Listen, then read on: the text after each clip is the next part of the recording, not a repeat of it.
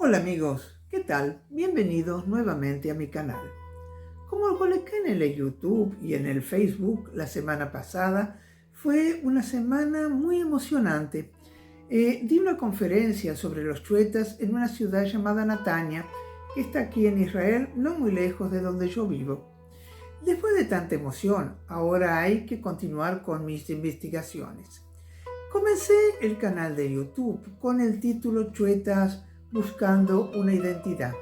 Y el tema continúa siendo el mismo, la búsqueda, la reconstrucción de la identidad. Comencé a investigar un poco más y encontré varios colectivos de judíos en diferentes partes del mundo que, a pesar de las dificultades, siempre trataron de conservar su identidad judía, igual que los chuetas. Así que ahora les voy a hablar muy brevemente de los judíos de Kurdistán. Primero, vamos a ubicarnos geográficamente. El Kurdistán es una región que está situada en Asia Menor, al norte del Oriente Próximo y al sur de la región transcaucásica. Hoy en día está repartido entre Turquía, Irán, Siria, Irak y una pequeña porción de Armenia. Sus ciudades son muy antiguas, tienen más o menos unos 8.000 años. Las comunidades judío-kurdas también son muy antiguos. Algunos historiadores las sitúan en el exilio babilónico. Por lo tanto, este grupo tiene mitos y leyendas sobre sus orígenes, así como costumbres que las diferencian de otros grupos de judíos no kurdos. Existen varias leyendas al respecto de su origen, como aquella que dice que en el pasado los kurdos eran judíos. Esta leyenda no es tan descabellada, ya que genéticamente tienen algunos puntos en común. Además de eso, otra teoría dice que los kurdos son descendientes de las 10 tribus perdidas. También este grupo es nombrado por Flavio Josefo. Las encontramos en sus relatos. Flavio Josefo fue un historiador del siglo I después de Cristo, un historiador romano.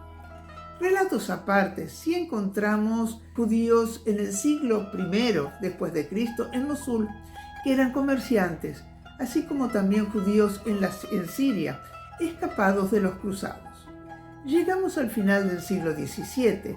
Muchos judíos emigran para la zona de Palestina, aunque también estaban bajo el dominio otomano, pero ellos van básicamente para Jerusalén y para Safed.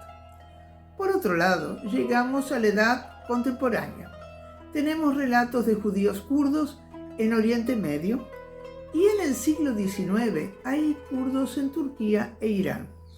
Si durante el periodo del Imperio Romano la mayoría de los judíos estaban en Estambul y en Esmir, por ejemplo, había también judíos en las regiones orientales como Gaziantep y Urfa.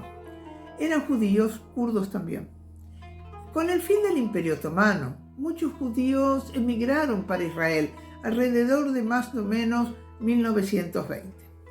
Los judíos de Kurdistán, así como sus vecinos musulmanes y los judíos orientales no kurdos, tenían varios idiomas, hablaban varios idiomas. Por ejemplo, los judíos kurdos hablaban kurdo y persa, pero también tenían una lengua particular, una lengua judía, que posee una estructura gramatical semítica, pero con un vocabulario con palabras en kurdo y persa.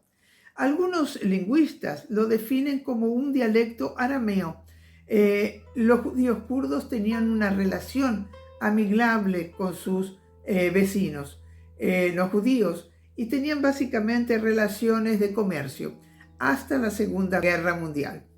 En la actualidad, los judíos kurdos en el Kurdistán iraquí los encontramos y practican un judaísmo en secreto.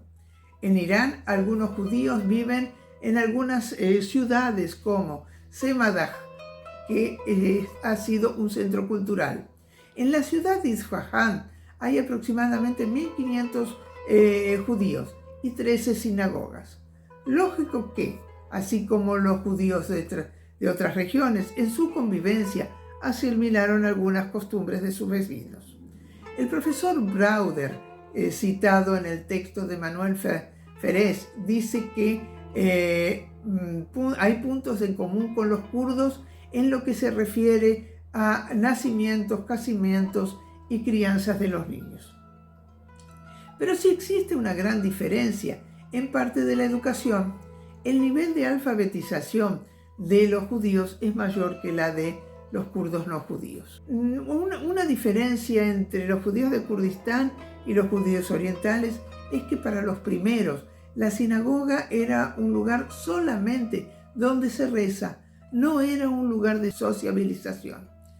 Hay diferencia con los judíos askenazí y sefaradí, ya que ellos viven aislados y no tienen contacto ni con la cultura occidental o de Oriente de Europa, ni con la parte de la península ibérica.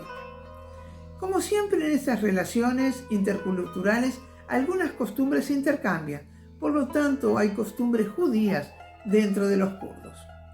Dentro del colectivo kurdo hay personas conocidas como Isik Kala, que canta en kurdo, hebreo y arameo. La historia de estos judíos, de estos judíos kurdos, es muy rica e interesante. Creo que en el futuro podemos ampliar un poco este tema. Si alguno de ustedes puede agregar algo, será muy bien recibido. Muchas gracias. Siempre el mismo aviso. No se olviden de dar un like en este canal, suscribirse y compartirlo con sus amigos. Muchas gracias.